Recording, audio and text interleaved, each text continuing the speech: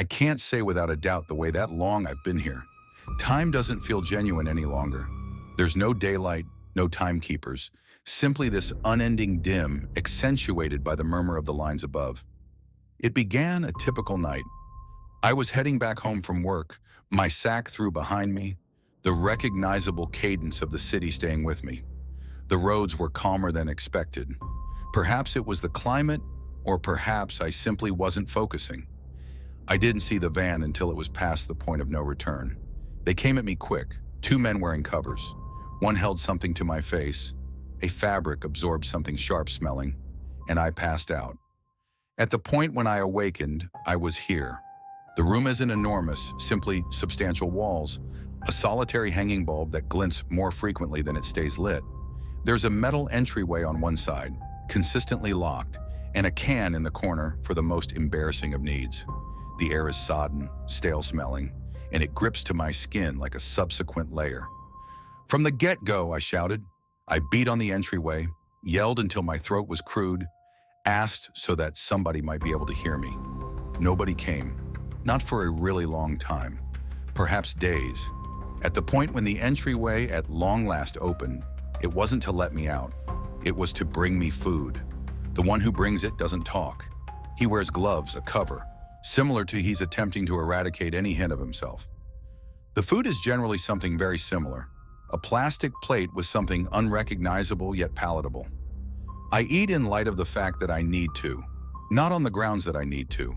I've attempted to sort out why I'm here. Emancipate, vengeance, a slip-up. In any case, nobody's set expectations. Nobody's come to grill me or hurt me, yet. The quietness gets to me, the pausing, the not knowing whether this is my last day or, on the other hand, on the off chance that there's a perpetual series of them ahead. The most awful part is the sound. Around evening time, when everything goes still, I hear things, scratching, rearranging. At times, a weak voice, however, making out the words is rarely sufficiently close. Am I alone down here? Or then again, are there others like me, taking cover behind different entryways, similarly as terrified and frantic? I've begun conversing with myself, murmuring just to hear a human voice, regardless of whether it's my own. I let myself know stories, recollections of more promising times, anything to hold my psyche back from slipping. However, the line among genuine and envisioned obscures all the more every day. The previous evening, I found something scratched into the wall close to my bed. A name. Anna. Would she say she was here before me? Did she get out? Or on the other hand, would she say she is the one I hear crying somewhere far off? I don't have any idea how long I can continue to go this way. Each time the entryway opens, I trust it's the end. Opportunity or conclusion, I don't mind any longer. Only something to make this stop. Assuming anybody at any point tracks down this, realize that I attempted. I didn't surrender in any event, when it seemed like the world had failed to remember me. I go by Michael. I'm 34 years of age. What's more, I simply need to return home. The scratching on the wall kept me conscious throughout the evening. I was unable to quit gazing at it. Anna! Who was she? What has been going on with her? Did she figure out how to get away, or did she meet some terrible end here? Morning, or possibly my thought process was morning, accompanied no responses, just more inquiries. The man accompanied my food. Same plastic plate, same bland cover. Today, however, I summoned the nerve to talk. Who's Anna? His body froze briefly, simply a glimmer, scarcely perceptible however I saw it. He heard me. He got it. Then at that point he turned and left, locking the entryway behind him. In any case, presently I knew something I hadn't previously. They were tuning in. I spent the remainder of the day scratching Anna's name again and again into the substantial wall with the sharp edge of a wrecked plate corner. On the off chance that she was here, I believed her should realize she wasn't neglected. Furthermore, on the off chance that any other individual came after me, perhaps they'd see it and feel something very similar. The following evening, something changed. The weak crying I'd been hearing for quite a long time, or weeks, who knows, sounded stronger, closer. It wasn't in my mind. I squeezed my ear to the cool entryway, stressing to get the sound. Help me! The voice was feeble, scarcely in excess of a murmur. However, it was genuine. A lady's voice. "Who's there?" I murmured, my heart beating. No response. Simply quiet, thick, and abusive. However, presently I had trust. I was in good company. Another person was caught down here. I began tapping on the walls, a musicality, something to tell her I was there. From the get-go, nothing. Then after what felt like hours, a weak thump consequently. We didn't require words. The tap said everything. We were both here. We were both alive. Furthermore, perhaps, quite possibly, we could sort an exit plan together. The following day, or night, it's no different either way here, I took a stab at a genuinely new thing. At the point when the man accompanied my plate, I sent off myself at him. My body crashed into his, and briefly, I figured I could really overwhelm him.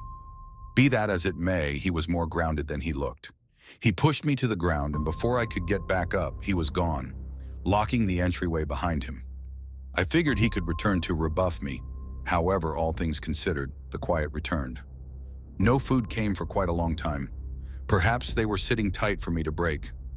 That is the point at which the thumping began once more. This time, it was more rushed. "Are you all right?" I murmured, uncertain if she would try and hear me. I can't inhale," she panted through the entryway. Alarm shot through me. Is it true or not that she was harmed, debilitated, or on the other hand, was the air in her room more awful than mine?